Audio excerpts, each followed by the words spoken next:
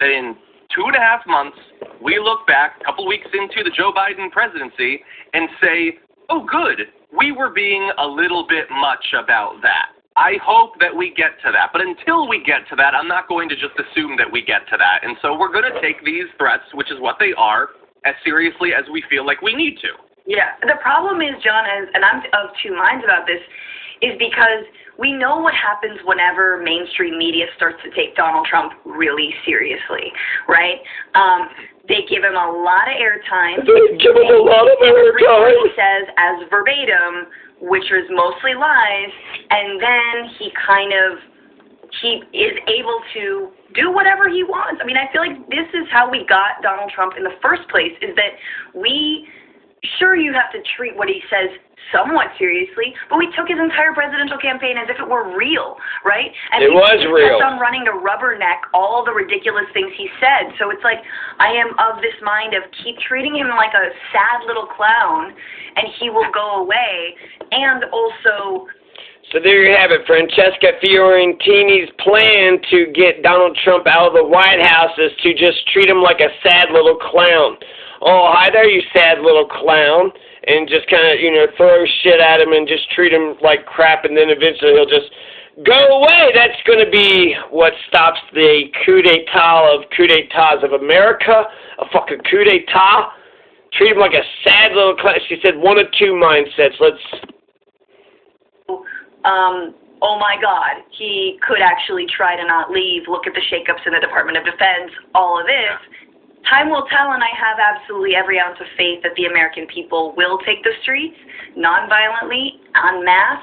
I am not so certain that the Proud Boys in Trump's camp are going to do the same. Yeah. Yeah, and I'm glad that you mentioned that about the shakeups, too, because, look, I feel like, and again... She's saying the Proud Boys might be violent or some shit, and so that means the Proud Boys could win? Is that what she's saying? Francesca Fiorentini saying that Donald Trump might become dictator for life, and meanwhile she's not going to push for Medicare for all? Oh, Donald could be dictator for life. You want Medicare for every... Nope. Nope. That damn Jimmy Dore. Marianne Williamson, she had tweeted, I am not going to get stoned with Amy Klobuchar, so, what is that all about? Kamala Harris, she says she's always going to say all Black Lives Matter. She's really putting herself out there. Namiki something, Sam Cedars' friend, Sam Anima, Vigilant, 870 troll tweets. She said in a few hours, Jimmy Dore posted some tweet about her being part of the Libyan war of 2014. She had somehow contributed to the Libyan war because she was laughing about, Jimmy Dore taking Assad money. So she attacked Jimmy Dore, out of nowhere. Nobody even mentioned Nomiki, but she was like, oh, he's taking that Assad money. Couldn't wait to, take some pop shots on the majority reports. So Francesca Fiorentini, she had posted these two. She retweeted these two things. I'm just seeing what they've made comments about on Force the Vote, Medicare for All. Andy Barkin, I'm very late to this Medicare for All floor vote debate, but since it's still raging, I'll join the fray by telling you a little story. Francesca Fiorentini had retweeted Claire Sandberg, who had retweeted Andy Barkin. Claire Sandberg said, one of the most depressing things about the debate over tactics this week is how the people ceaselessly berating AOC seem to have no interest whatsoever in what it will take to actually build support for Medicare for All at the district level, because I'm sure Claire Sandberg and Francesca Fiorentini has got a real strong local universal health care system going on. Maybe that'll turn into the model for the... So this is clear. She is no on Force the Vote. Francesca Fiorentini, I don't know if she considers herself a progressive or not, but she is on the wrong side of history right here.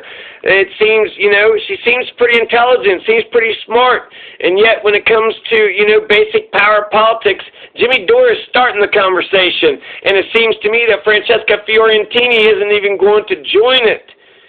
So she had also retweeted this. Let's see. It seems like Josh Androsky. So Francesca Fiorentini retweeted Josh Androsky at Shut Up Androsky 7 hours ago, who said this. Seems like kind of a waste of time to get mad at the only good people in Congress because they can't do the stuff that Congress was literally designed to prevent. Join me instead in getting mad at the fact that we have a bicameral legislature. Wow, okay, it's just, she's no on force to vote. So the Congress was literally designed to prevent it. That's why you have to put outside pressure on it. I don't see the committee, I don't know what, I would love to hear her actually speak out on this. I have not been able to find any video of Francesca Fiorentini talking about force to vote. Well, Jimmy, he was mean to me one time. Come on, Francesca, you're a comedian. You got thick skin. He's a comedian. Get the fuck over it. Jesus Christ. He was being passionate about Syria, right?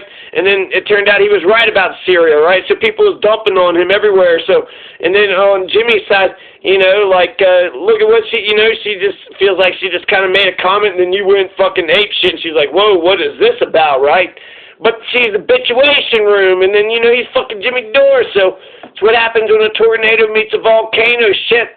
You should just be congratulated that you tried to, maybe be friends at one point in time. So what student debt abolition would do for 44 million Americans? Here is Francesca Fiorentini saying Joe Biden needs to get rid of student debt. Biden has to deliver, and he's got to go big. Otherwise, we're looking at 2024 Trump running again. We're looking at actual fascism. We're looking at, it's not head wound Hitler anymore. It's actual Hitler. And not head wound Hitler. She's right. We do have to deliver. We got to go big or go home. And how the fuck are we going to pressure Joe Biden to do any of the fucking things that we need? How are we going to get him? I'll go ahead. Yeah, student debt. What's he going to veto it? He's against this shit. So we have to pressure him and press the Congress. How the fuck are you going to get this? It's impossible unless you, withhold your vote from Nancy Pelosi. You know who got power from doing that? Kathleen Rice. The lady who got the committee chair said, I'm not going to vote for you. And then she got the fucking chair. She used the exact tactic that everybody, what the fuck, these are what the right-wing, the neoliberal Democrats are using, and then people want to shit on Jimmy Dore when it was Nancy Pelosi who fucked over AOC with the committee chair. Okay, Nancy didn't come out and didn't say anything mean or anything, but, she fucked over AOC. AOC got fucked over by Nancy Pelosi. What the fuck does Francesca Fiorentini think that Nancy Pelosi is going to do for her, for anybody else in this nation? I bet you she's not a huge fan of Nancy Pelosi. So she wants student debt relief, and she says that Joe Biden can just get rid of it with the signature, which is true. But he said that he was against executive orders, so that's not going to get through. It's got to go through the Congress, and then it's got to go, it's got to go through that and that and that, and you don't have the support and the structure and all this and what the fuck ever. And you're not David Sirotto, you've been... So student debt abolition, Francesca. You have argued that debt abolition, specifically student debt abolition, could be that linchpin, could be a way that he could deliver immediately for the American people. Just describe for us, what would that actually do for people and for the economy? Yeah, thanks. No, I will not explain that at all. Francesca Fiorentini is on the wrong side of history on this. It does make me question her progressive credentials. Okay, yeah, Jimmy Dore, cussed at her one time. Give me a fucking break. People have, real fucking problems.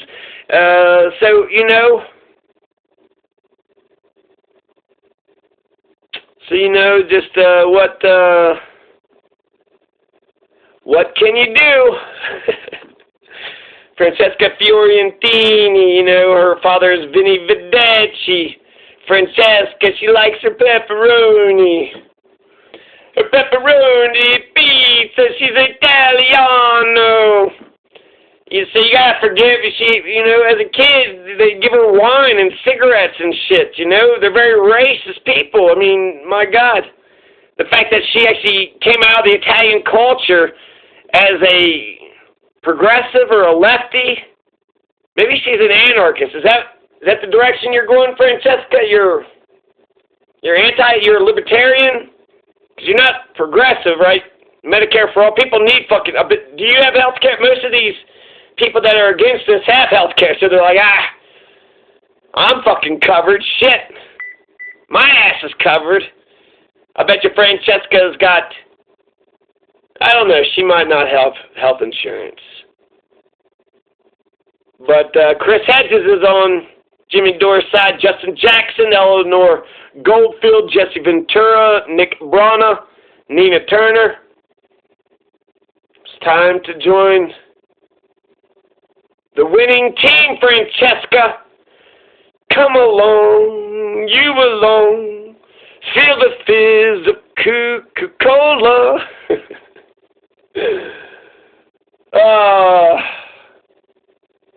And you're breaking my heart, too. Come on, shit.